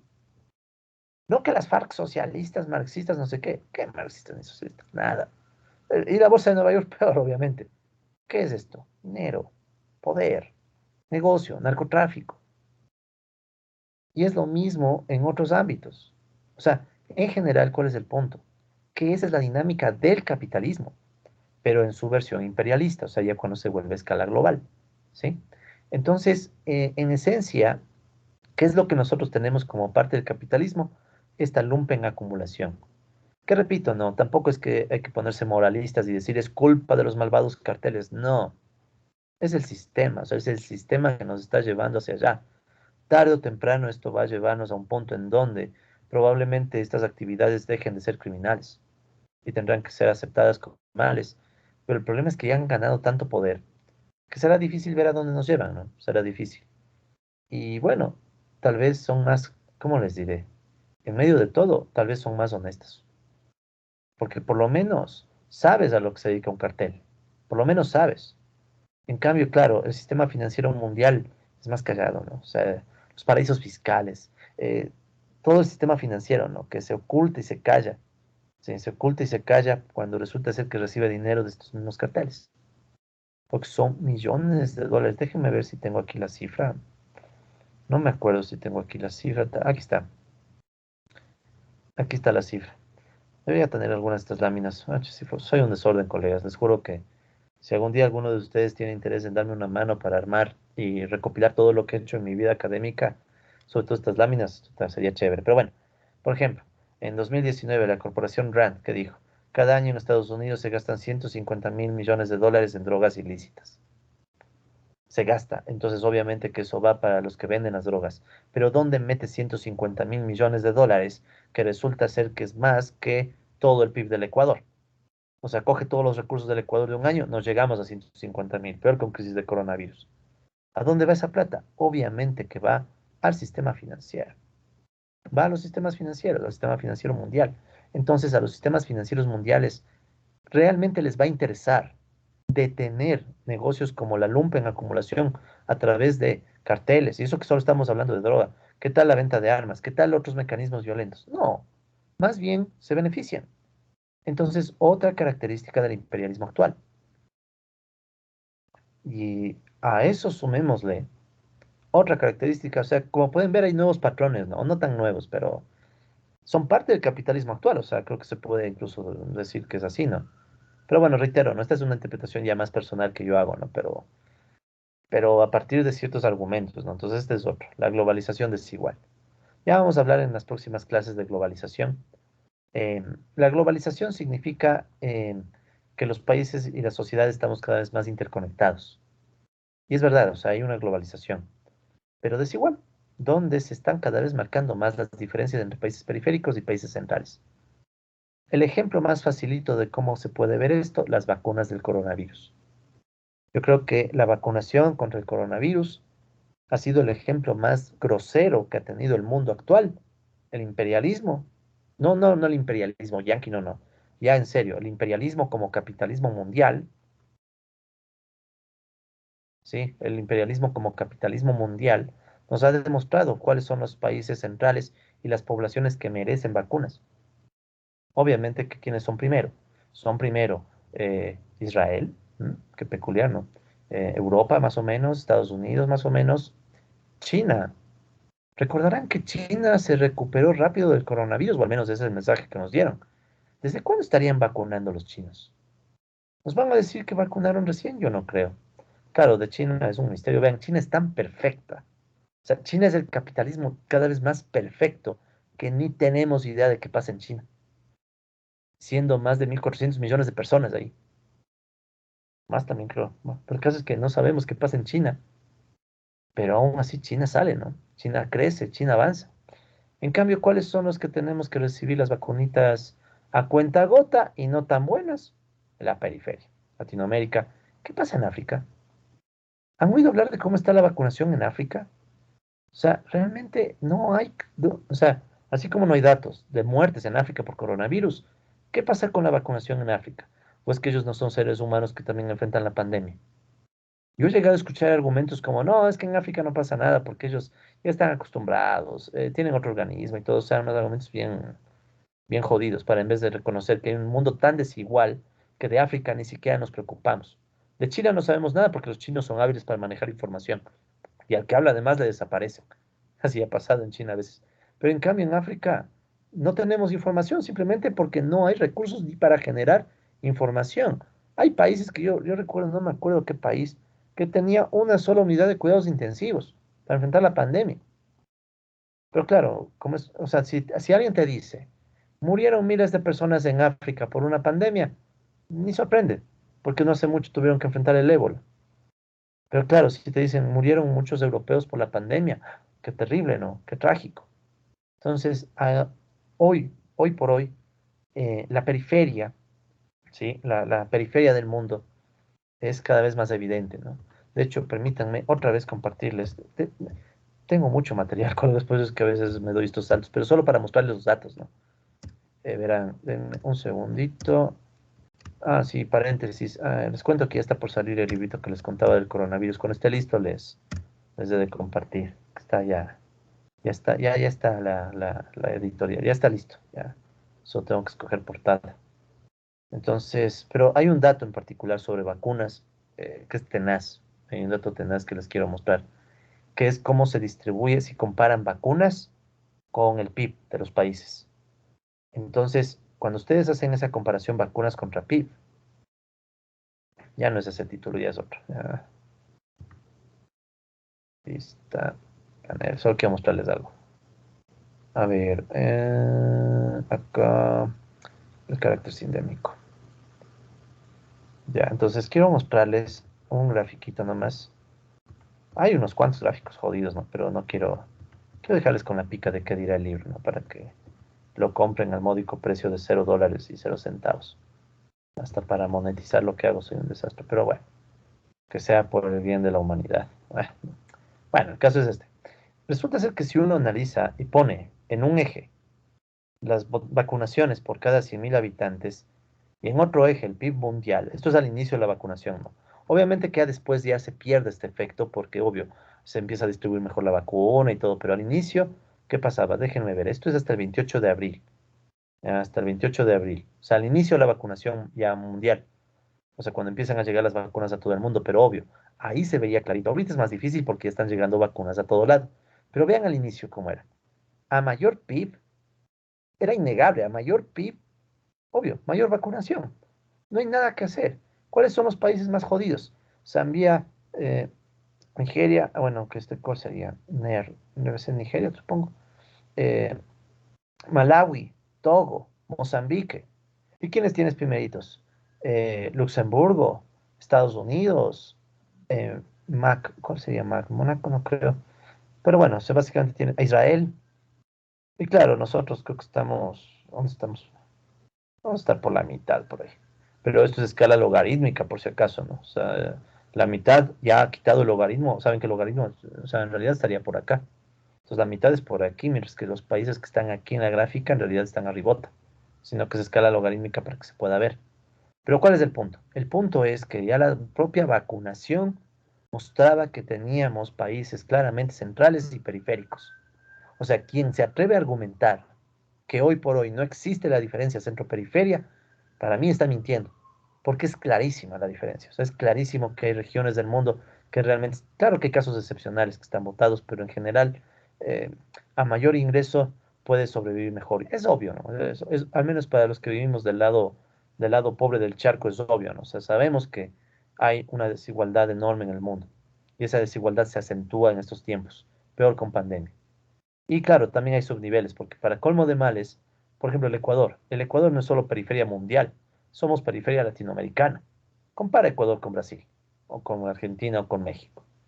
Ni contra Brasil, Argentina o México, el Ecuador representa realmente algo importante. Tal vez las Galápagos, por curiosidad de los turistas. Entonces, la globalización desigual parece que también es otro patrón del imperialismo ya contemporáneo. Pues alguien puede decir, pero es mucha queja, profe, que como es el típico argumento, hay que ser proactivos, hay que ser positivos, meterle ganas. Si los japoneses reciben, este es un argumento más idiota que he escuchado, pero si los japoneses recibieron dos bombas atómicas, ¿cómo nosotros Latinoamérica no nos recuperamos de una conquista que fue hace más de 500 años? Claro, recibió dos bombas atómicas y después recibió todo el plan de reconstrucción de los mismos Estados Unidos. Es como Europa que recibió el plan Marshall y todo un apoyo adicional, ¿no? Aparte que en Japón ya habían ciertas estructuras y había cierta economía desarrollada antes de las bombas. Latinoamérica, ¿qué tenía? El ser humano ni siquiera se estaba asentando bien en Latinoamérica cuando le colonizaron. Pero bueno, es discutible, ¿no? O sea, podemos discutir esto más a fondo, pero el punto es que esa globalización desigual, nacida de un origen colonial, que Marx lo reconoció, o sea, Marx dice, no, al final se dio cuenta, se lo dijo, el capitalismo de Inglaterra nace por la explotación de las colonias. Nada que hacer. Y persiste hasta ahora. ¿Y hasta cuándo persistirá? Si a mí me preguntan, todos vamos a morir. y esto no va a cambiar. O sea, esta estructura centroperiférica va a ser peor, ¿sí? ¿Qué otra característica tiene el imperialismo? Unas características, estas ya son más locas, ¿verdad? Hasta el momento hemos hablado de temas económicos, políticos, ¿no? Estos son más políticos, pero igual también tienen su toque económico y medio loco. Ya con la gráfica, el dibujo ya pueden imaginarse qué otras formas de dominación hablamos. Por ejemplo, con el imperialismo actual ha surgido algo que Armand Matelar le llama el imperialismo cultural, ¿sí? ¿En qué sentido? En el sentido de que los grupos imperialistas, estos oligopolios transnacionales y demás, pueden expandir alrededor del mundo el tipo de cultura que más les resulte beneficioso. O sea, se da una expansión cultural en donde no solamente se da el dominio, por ejemplo, a través de, ahora todos dependemos de Microsoft Teams o todos dependemos del celular, ya no solo eso. O sea, ya es una transferencia de cultura. O sea, por ejemplo, no pongamos ejemplos concretos. Por decirles, la tendencia a que la población adopte ciertas formas culturales, aunque sea de forma no consciente, ¿no? Entonces, cada vez tú escuchas más de la gente eh, anglicismos, por decirles, o mexicanismos, porque ahí viene el tema del subimperialismo, es interesante, ¿verdad? Hay algo que se llama el subimperialismo, subimperialismo. Esto lo propuso Rui Mauro Marini, un economista brasileño, en donde algo parecido a lo que nos hacen los países globales, también hacen los países un poco más pequeños, entre comillas, ¿no? Como Brasil o México. Igualmente implementan su expansión imperialista, pero a escala más pequeña. Y el ejemplo claro es el subimperialismo. Pero bueno, o sea, por ejemplo, ¿no? Ver que cada vez hay más formas culturales que son adoptadas por la población de forma no consciente y promovidas por estas grandes empresas, por estos grandes capitales. Eh, Todos en el mundo, todos, nos guste o no, consciente o inconscientemente, reconocemos las marcas que están aquí. Disney. Disney ha comprado todo. O sea, tengo entendido que Disney ha comprado hasta Marvel, supongo, y otras vainas más. MTV, bueno, ya está pasado de moda, pero también. McDonald's. ¿Quién no ha oído hablar de McDonald's? Pese a que tal vez algunos casi nunca comemos de McDonald's, pero McDonald's todos sabemos. El ratón, el mendigo ratón de miércoles. La manzana Apple, de Apple. Nike, la libertad, Starbucks. O sea, resulta ser que hay una expansión cultural que, claro, esta es otra característica, no viene pura, ¿no? Esa es otra cosa bien interesante. O sea, buscan generar una homogenización cultural, pero también tienen adaptaciones locales. Es bien, bien loco esto. Resulta ser que el capitalismo, estos grupos, se expanden una cultura, una forma de ser, una forma de verse a sí mismos, o sea, nos afectan a cómo nos vemos a nosotros, pero con adaptaciones locales. O sea, es bien, bien loco eso. O sea, es como que también aprovechan de las propias cosas locales y las propias estructuras culturales locales y se adaptan para tratar de insertarse con esas adaptaciones, ¿no? Entonces no es perfecto, ¿no? No es que tú vas a ver, o sea, el McDonald's que tú conoces aquí no es el McDonald's que tú conocerías en Estados Unidos. Eh, el Disney que tú conoces, el ratón que tú conoces, todo es la versión adaptada. A veces no, a veces no, a veces sí es el puro. Pero hay también esas adaptaciones culturales. Y a veces las adaptaciones culturales las hacemos nosotros mismos, ¿sí? Las propias adaptaciones culturales vienen de nosotros, ¿no? Vean, este excelente ejemplo, pues dice, por ejemplo, en McDonald's en China se vende sopa y ramen. La adaptación cultural, ¿no? Pero es McDonald's. Imagínate, ¿cómo sería una adaptación bien loca aquí? Ahí les dejo la duda, ¿cómo sería una adaptación loca aquí, no? ¿Y qué más? Viene el control y el dominio hegemónico, ideológico y demás. Eh, Básicamente todo lo que creemos del mundo, nuestras formas de ver, nuestras formas de pensar, nuestras creencias reales o inventadas, nuestros mitos, empieza a ser todo incluso controlado, ¿sí? Ah, bueno, imaginen que McDonald's venden cuy con papas. Ah, sí, maní, ¿no? Para completar. Entonces, también hay este control ideológico, ¿no? O sea, nuestros sueños, nuestras aspiraciones, todas nuestras cosas empiezan a ser moldeadas acorde a estos intereses.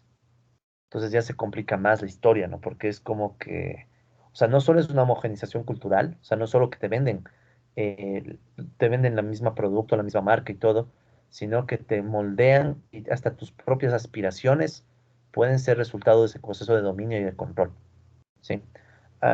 Una época, por ejemplo, que se volvió una obsesión sacar un PhD en el exterior, les diré, por ejemplo, ¿no? Obsesivo, o sea, había gente que ya se obsesionaba con eso, o nos obsesionábamos con eso. Y claro, a veces no se veía que el trasfondo también había un tema político e ideológico, o sea, no era neutral. Igualmente el tema del control hegemónico a través de dispositivos. Esto es tenaz, o sea, ¿qué es esto de control hegemónico? ¿Qué es hegemonía en general? ¿Qué es la idea de hegemonía? Así bien rápido, porque ya se nos está acabando el tiempo. La idea de hegemonía es una forma de dominación, pero en donde quien es dominado acepta la dominación como normal y puede hasta gustarle la dominación. Y no la ves como dominación. Sí, o sea, el dominado acepta y hasta le gusta la dominación. El dominado acepta y le gusta, entre comillas, la dominación. Imaginen, yo me imagino, ¿no? A mi propia generación en épocas de colegio, cosas así, que me dijeran, tú vas a cargar obligado un dispositivo que va a controlar todos tus movimientos, va a registrar toda tu información de en dónde estás, qué haces, a qué momento, y además vas a tener que subirle fotografías tú mismo, obligatoriamente. Yo le hubiera dicho, estás loco. Peor a gente de generaciones más anteriores, imaginen en los años 70 u 80, decirle a alguien, vas a cargar obligado un dispositivo donde todo el bendito tiempo vas a estar reportando tu información y aparte te vas a tener que tomar fotos de tu propia cara. ¿Cómo así? ¿Cómo así usted compartiendo mi información? ¡Pum! Tenemos Facebook. Miren cómo regalamos a Facebook tanta información que tal vez en cierto punto ellos saben más de nosotros que nosotros mismos. ¿Se acordarán que les pedí hace unas clases que vean un documental sobre el capitalismo de la vigilancia, ¿no? Entonces ahí empata con lo que hemos estado conversando, colegas. Eso, precisamente. O sea, todo lo anterior, este proceso de dominación en donde te dominan, pero a la vez sientes gusto por la dominación. O sea, no vamos a mentir, Facebook está diseñado para que la gente se sienta a gusto, viendo su perfil, viendo que le ponen me gusta, me encanta, lo que sea. La gente se siente cómoda y feliz. Nos sentimos. Nos genera cierta satisfacción inmediata. Pero a cambio, ¿qué? La consolidación de lo que Shoshana Zuboff, esta profesora de Harvard, llama el capitalismo de la vigilancia, cosa con la que estoy totalmente de acuerdo. No les voy a mentir, no he leído todavía el libro de Zuboff, no he tenido tiempo. Termino mi doctorado y es una de mis lecturas inmediatas. Si pueden leerse el libro de Zuboff, voy a ver si es que lo consigo para ustedes. Es un argumento brutal y cuando uno al menos ve documentales, escucha las entrevistas de Zuboff y escucha y lee algunas de las cosas que ella plantea, es algo que ya se sabía de antes, pero ella lo confirma, o sea, ella lo confirma y dice que el propio control y dominio cultural, ideológico y hegemónico que estábamos mencionando antes puede servir con fines lucrativos para los grandes grupos transnacionales. O sea, te dominan, te controlan, te cambian la cultura y aparte lucran de eso. Y sobre todo lucran de eso, porque también seamos francos, lo que nosotros, pobres individuos mortales tan pequeños, creamos, pensamos, queramos, es intrascendente a menos que eso genere lucro. Y es lo único que importa, lucro. No importa más, o sea, capitalismo puro y duro. Pero claro, a la vez que tienes capital, también te garantizas que cualquier crítica sea callada. Claro, ¿quién es el experto en eso? De nuevo, China. China tiene millones de cámaras de vigilancia a su población con reconocimiento facial e inteligencia artificial. Por eso les digo, China realmente me parece que es el capitalismo perfecto, o está empezando a ser el capitalismo perfecto. Controlas a la población, le vendes al mundo la falsa idea de que eres comunista. Claro que cada vez menos gente se cree eso, pero todavía hay gente que se cree eso. Y para colmo de males, lucras, lucras combinando un Estado poderosísimo con grandes empresas igualmente poderosísimas. No es como la torpeza de Estados Unidos que a veces se pelean entre ellos. Lo que pasaba con Trump, ¿no? O sea, la llegada de Trump y unos grupos peleándose con otros. En China tú no ves unos grupos peleándose con otros. O sea, China, repito, creo que es la nueva versión del imperialismo que está por nacer o ya está naciendo o ya nació con la crisis del COVID, que es hacia donde a futuro tenemos, o al menos yo creo que los que estamos interesados de entender el capitalismo, tenemos que estudiar a China. Porque claro, vamos a vivir una época de transición, donde China y Estados Unidos se siguen peleando, se siguen disputando, pero con el tiempo pueden cambiar las cosas y China puede ya consolidarse o puede darse una fusión. Esto es otra posibilidad interesante. Como el capital se expande y se mueve, entonces podría llegar a ser que llegan a acuerdos y ya se ensambla unos grandes bloques capitalistas en donde ya la diferencia entre China y Estados Unidos cada vez sea menor, ¿sí? Pero bueno, hasta llegar a ese punto que, bueno, eso sí es una especulación mía bien loca, o no sé si loca. En serio, colega, si alguien quiere estudiar China en sus artículos, avísenme. Tengo muchas ganas de estudiar China. O que alguien estudie China y al menos enterarme un poco más. Hay incluso artículos, hay revistas especializadas en China. Pues vale la pena. Es bien interesante el tema. ¿Cómo mismo funciona China? Entonces, bueno, para cerrar, colegas, la última característica que les menciono, tal vez hay muchas más, pero la última es esto que, bueno, ya hemos dicho, ¿no? Hay bloques imperialistas que básicamente aprovechan todo lo que hemos conversado para consolidar su poder, pero obvio, todavía los estados nacionales.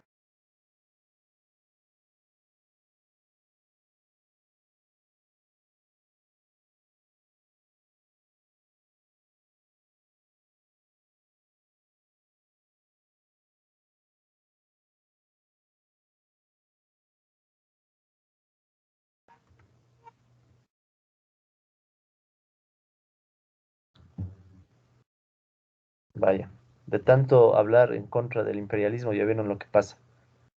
Entonces, para cerrar, colegas, este tema de los estados es importante, ¿no? O sea, los estados también forman alianzas con estos bloques imperialistas y forman parte de esta disputa, ¿no? Entonces, al menos por un tiempo más, vamos a seguir viendo estos bloques que incluso siguen entrando en guerras imperialistas, no solo militares, sino también económicas, políticas, culturales, o sea, pero están en guerra, o sea, están en guerra y la guerra China-Estados Unidos en términos comerciales es evidente. Pero ya les digo, eso es hoy. Toca ver qué pasa a futuro, ¿no? Toca ver, por ejemplo, hacia dónde va a ir Europa. Si Europa se va a alinear más con China, Estados Unidos. Yo creo que el proyecto europeo no está bien. O sea, ya es de años que está mal, por ejemplo. Rusia quiere formar su propio bloque, pero obviamente que Rusia está bastante debilitada para lo que fue la Unión Soviética, ¿no? Entonces, en definitiva, colegas, con eso cerramos esta charla, esta discusión sobre el imperialismo. Y la próxima clase quedamos listos para hablar del siguiente tema, que es la financiarización, o sea, cómo ya aquí entran más a fondo las finanzas. Hagan de cuenta que todo lo que les he presentado es una suerte de abreboca, ¿no? Hay mucho más por ver, mucho más por descubrir, y ahí obviamente los artículos de cada uno de ustedes puede también meterse, ¿no?, en alguno de estos temas. Eso, colegas, entonces con eso cerramos esta presentación, era la última lámina, y cerramos el video.